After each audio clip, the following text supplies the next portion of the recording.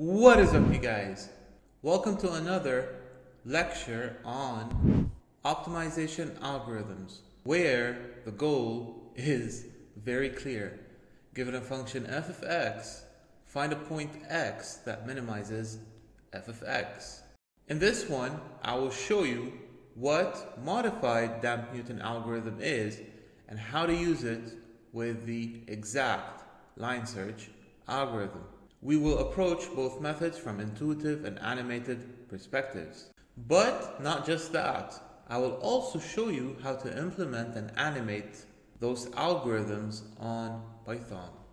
The following video was recorded on NVIDIA's Jetson Orin supercomputer in Abu Dhabi, the UAE, and under a Creative Commons license. I'm Ahmad Bazzi signing in on this one.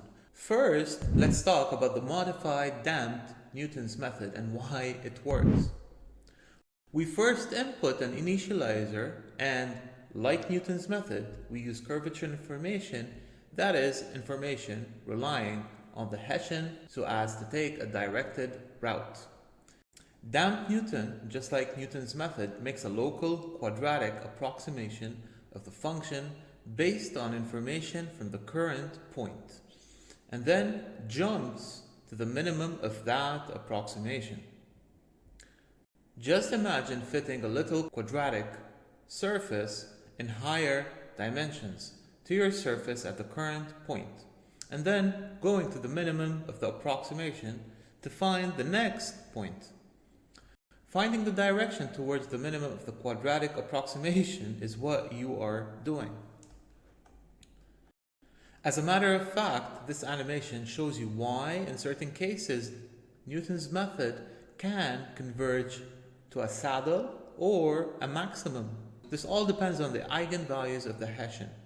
If the eigenvalues of the Hessian are non-positive or even a combination of positive and negative eigenvalues, in those cases, the local quadratic approximation is an upside-down paraboloid.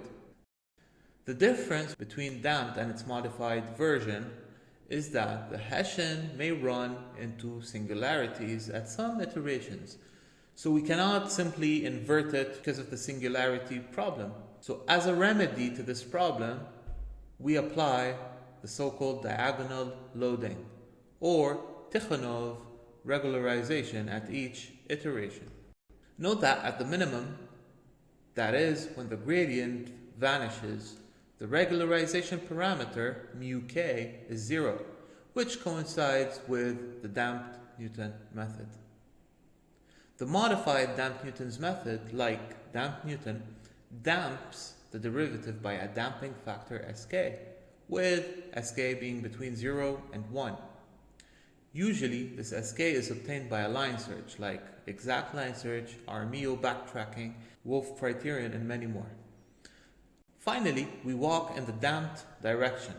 Note that if sk is 1, then we are just doing a classical Newton step. And we stop according to some stopping criterion like maximum number of iterations, proximity of xk plus 1 relative to xk, or how small the gradient at xk plus 1 gets. Next, let's talk about the line search we are going to use in this lecture, which is the exact line search. For the exact line search, and as the name suggests, we want to find the best alpha that exactly solves the update equation, given x and p. Here, x is the point we are standing at right now. So at iteration k, this is xk. And p is the direction we want to take. The alpha tells us how far we go in direction p. So if alpha is 0, we stay where we are currently at. And if alpha is 1, we take a step of p, and so on. To solve this exactly, we derive the first order conditions by setting the derivative with respect to alpha to 0.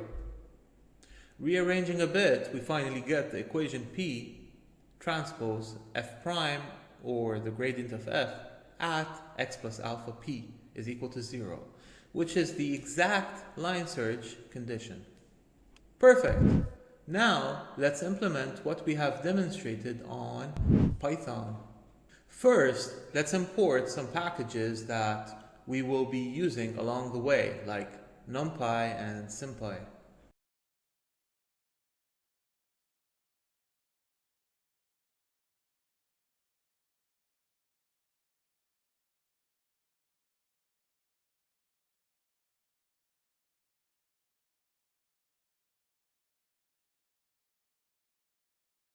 Then we define an independent function for our line search.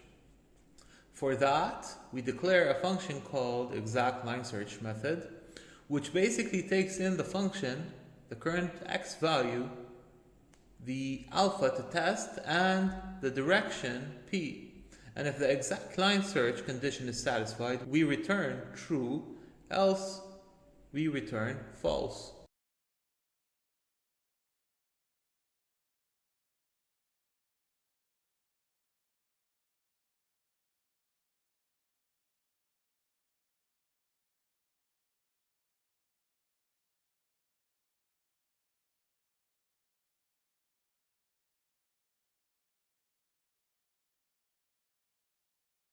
Then we implement our modified damped Newton method. Our function will take in the function f of x, gradient, Hessian, and an initializer x0. The function I am about to show you is a 2D function. Hence, we have two variables, x0 and x1.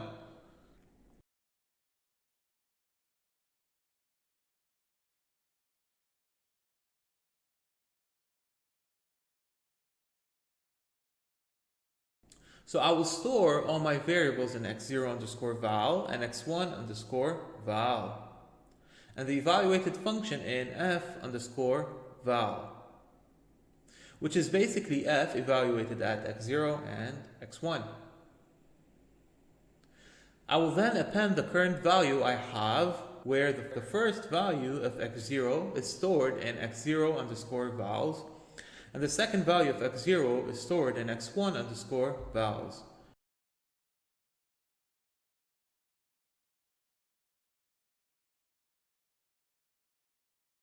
And the function in f underscore vals.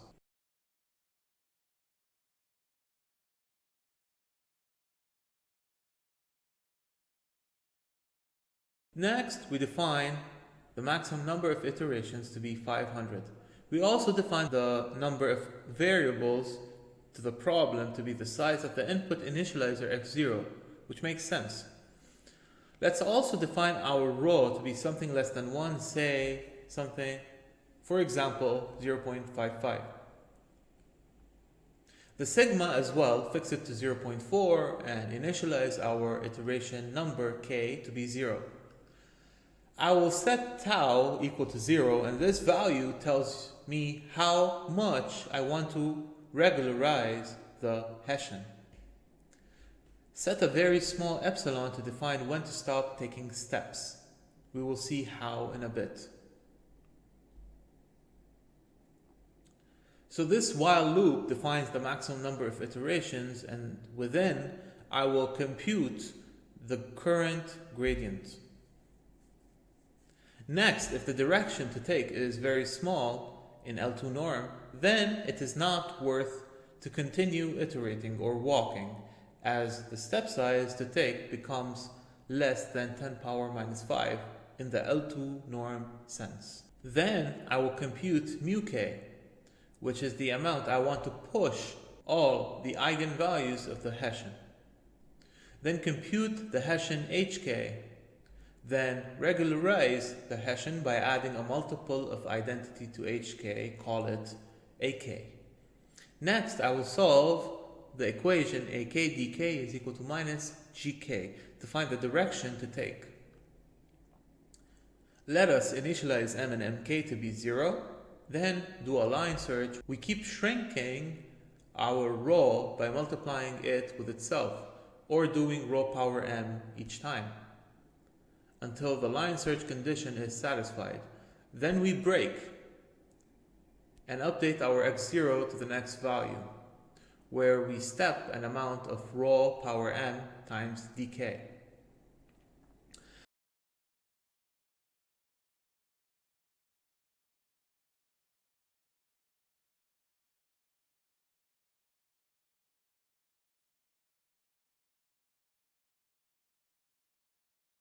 I will now store the current value of x and f of x in the arrays x0 vowels, x1 vowels, and f vowels.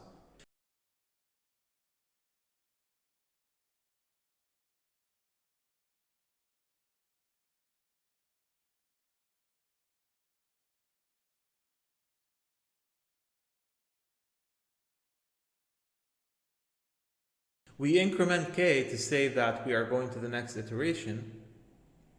So that's it for the main loop, and what comes after is really just some printing to show the value we have converged to, and to print the value of the function at the converged point, as well as the number of iterations.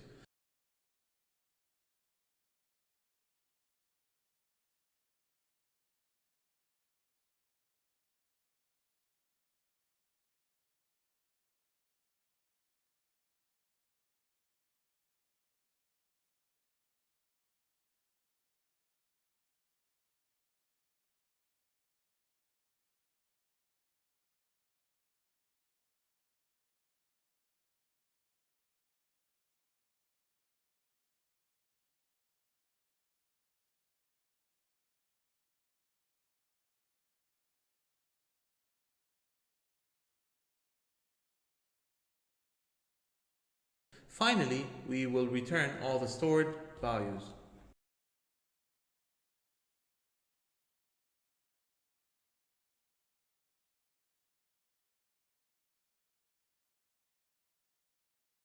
First, let us define counter variables for the number of times we called our function, gradient, and Hessian. It is important to benchmark the number of computations done for any given algorithm. I won't display them here, but it's good if you want to run some computational analysis.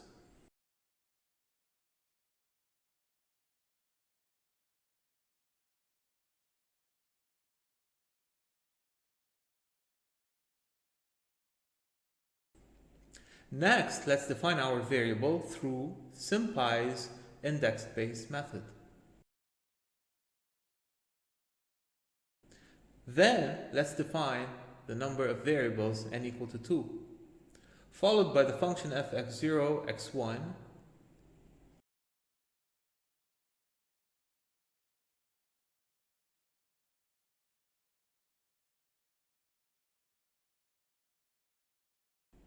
It is clear that this function is minimized at x0 equal to x1 equal to 1.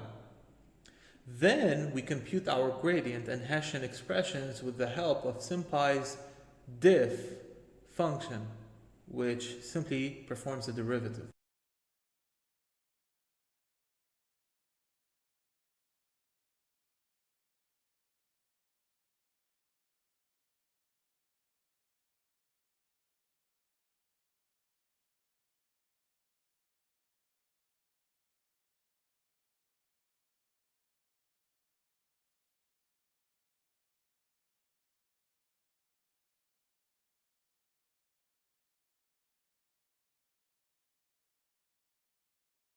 Next, let's generate the function, gradient, and Hessian's Python numerical calculation function using NumPy and with the help of SymPy's lambdaphi function.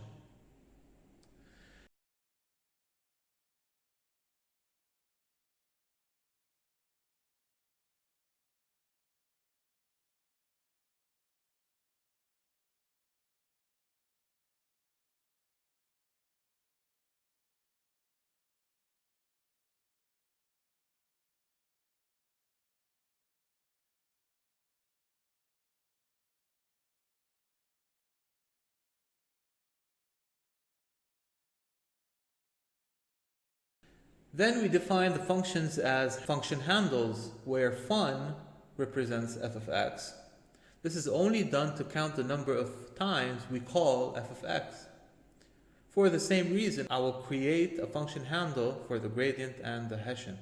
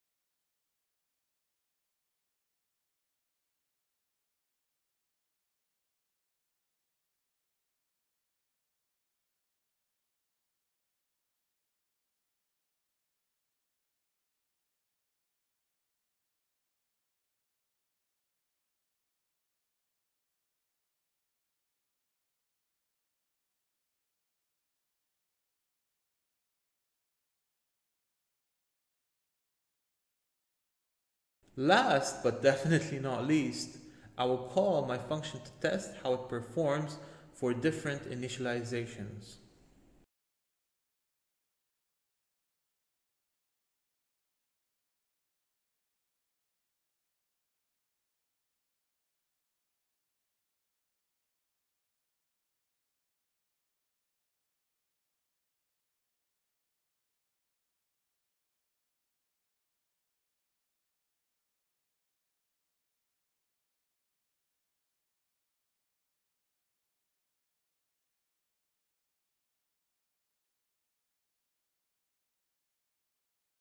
Now, let's test this method for different initializers.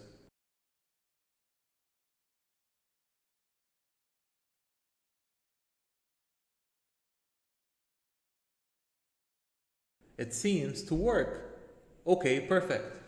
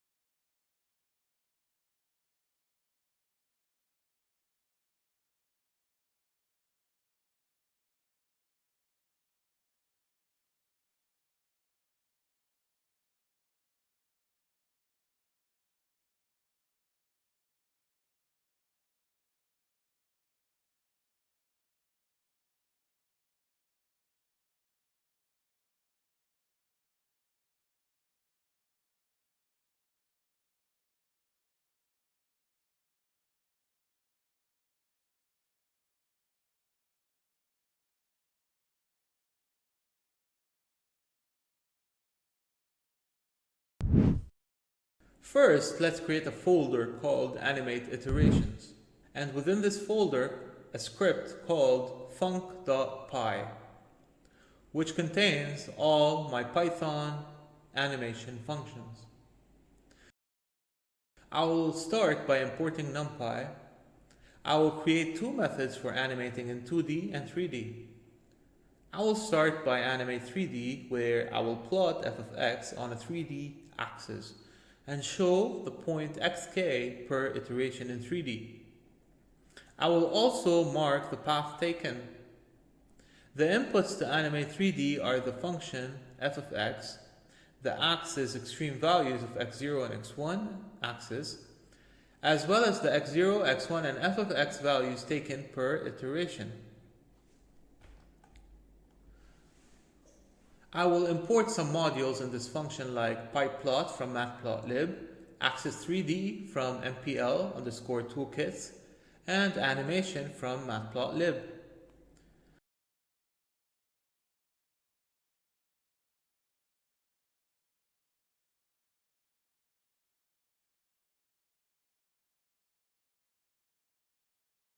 Let's create a mesh grid based on the extreme values inputted.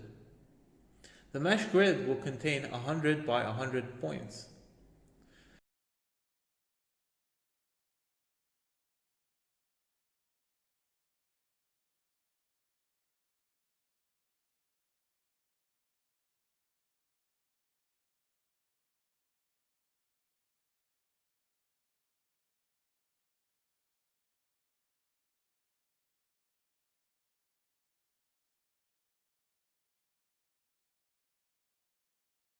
Then we evaluate per xy value the z value, which is fx0, x1, and then reshape accordingly.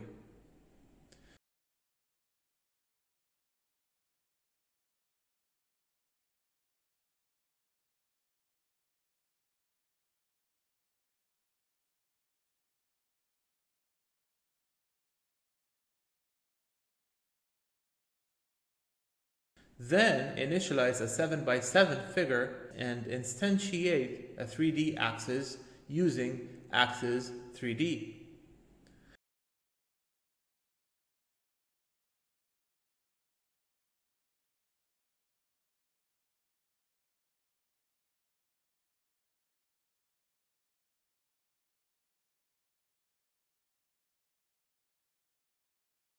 Then let's plot z versus xy using the following design parameters.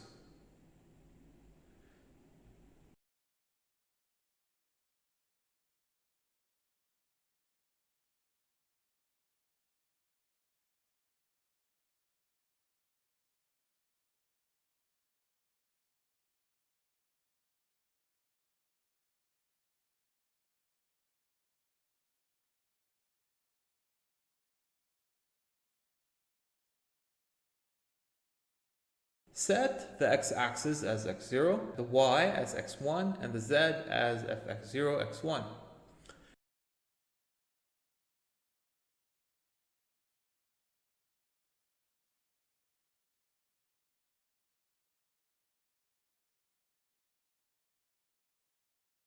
If you're wondering why I have the dollar signs surrounded by the variables, it's because I want to render the symbols as LaTeX expressions. Next, let's rotate the 3D plot to the following view angle.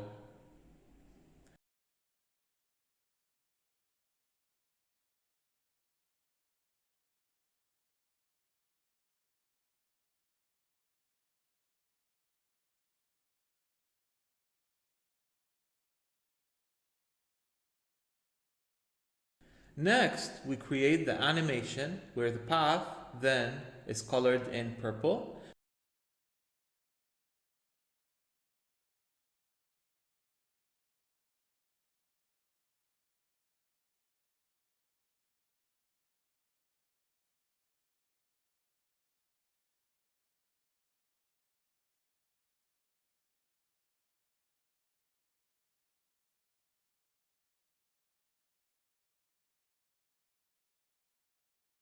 And the point representing xk is animated as a purple star.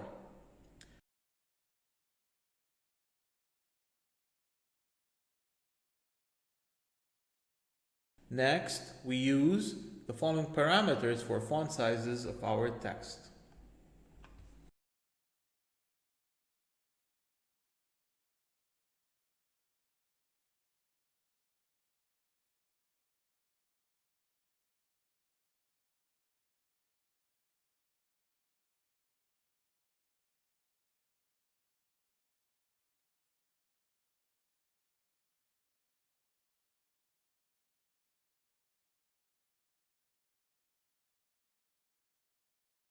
Then we define a callback function, init_2, to initialize our animations where the line and point properties are empty.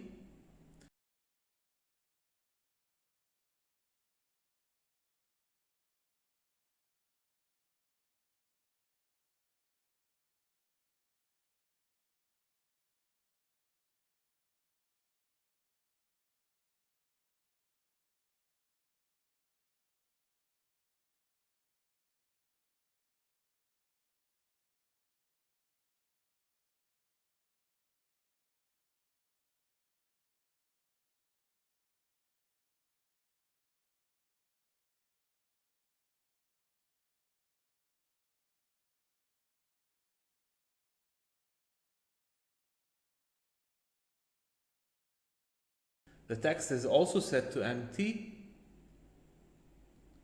Following init_2, we have another callback function, which is animate_2, that takes the iteration number I as input and sets the current value of x0, x1, and f to plot the line and set the point.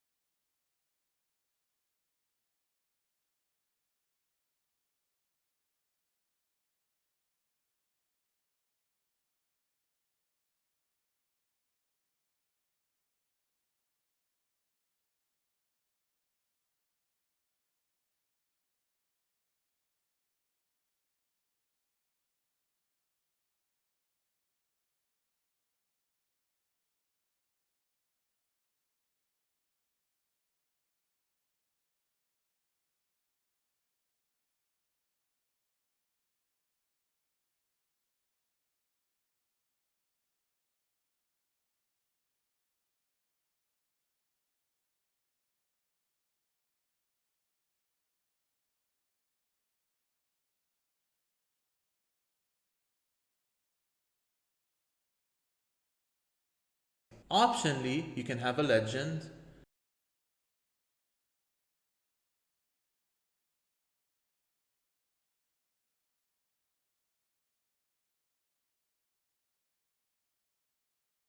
And before we wrap up this function, we need to generate our animation using animation.funcAnimation. We pass it the current figure and the callback functions animate_2 and init_2. We also set the following parameters like number of frames, which is clearly the length of x0_vals or x_vals, since each value represents a frame in our animation.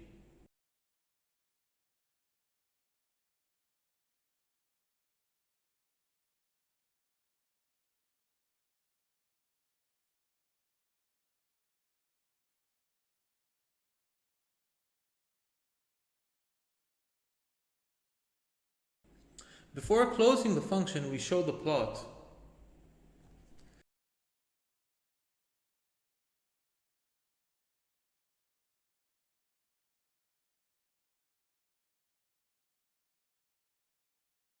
Then we go to animate 2D, where I will plot f of x on a contour plot and show the point xk per iteration in 2D. The inputs to animate 2D are the function f of x, the axis extreme values of x0 and x1 axis, as well as the x0 and x1 values taken per iteration. I will import some modules in this function like pyplot from matplotlib and animation from matplotlib. So axis 3D is not needed.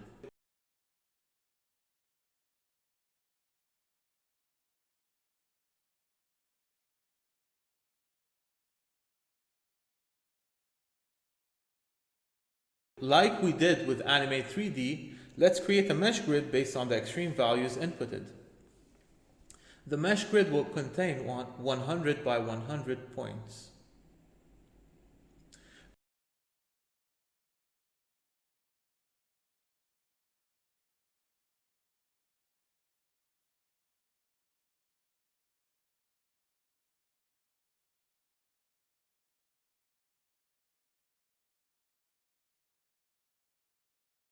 Then we evaluate per xy value the z value, which is fx0, x1, and then reshape accordingly.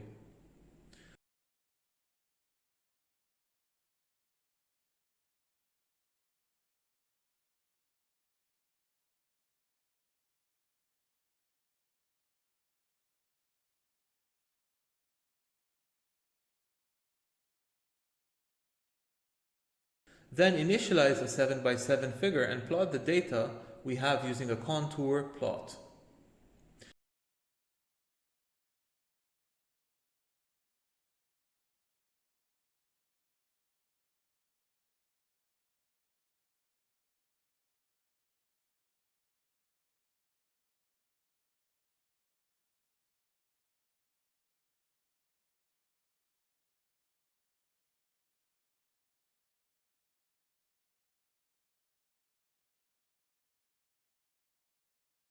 Next, we create the animation where the path then is colored in purple and the point representing xk is animated as a purple star.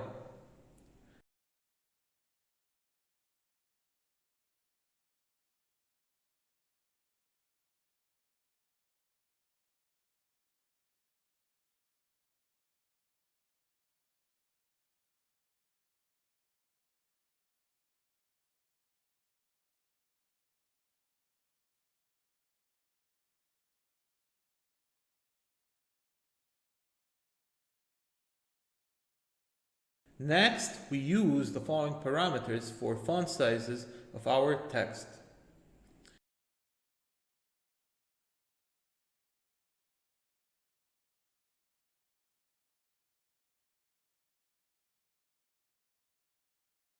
Then we define a callback function init_1 to initialize our animations where the line and point properties are empty.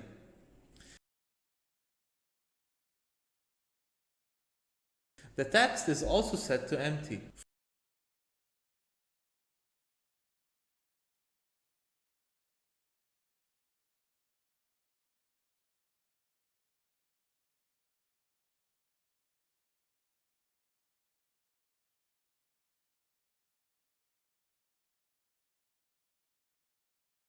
Following init underscore 1, we have another callback function, which is animate underscore 1, that takes the iteration number I as input and sets the current data of x0 and x1 to plot the line and set the point.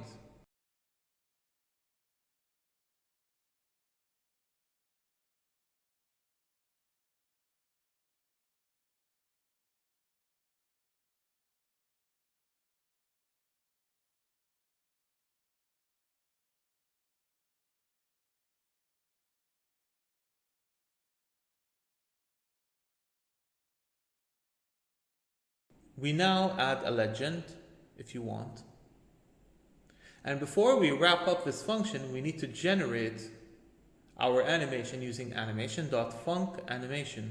We pass it the current figure and the callback functions, animate underscore 1 and init underscore 1.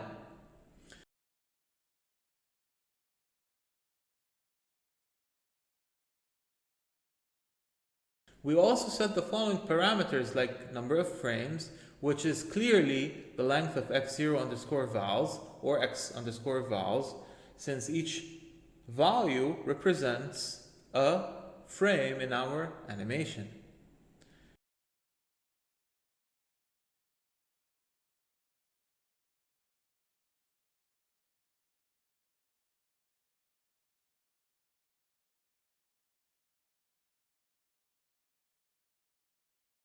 Before closing the function, we show the plot.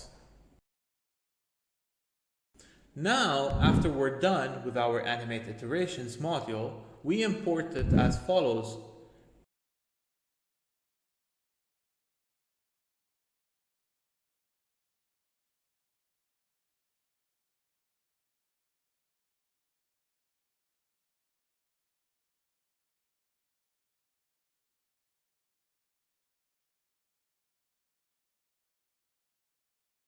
Next, we define the extreme values of x0 and x1 axes. We start testing with Animate 2D and for different initializers.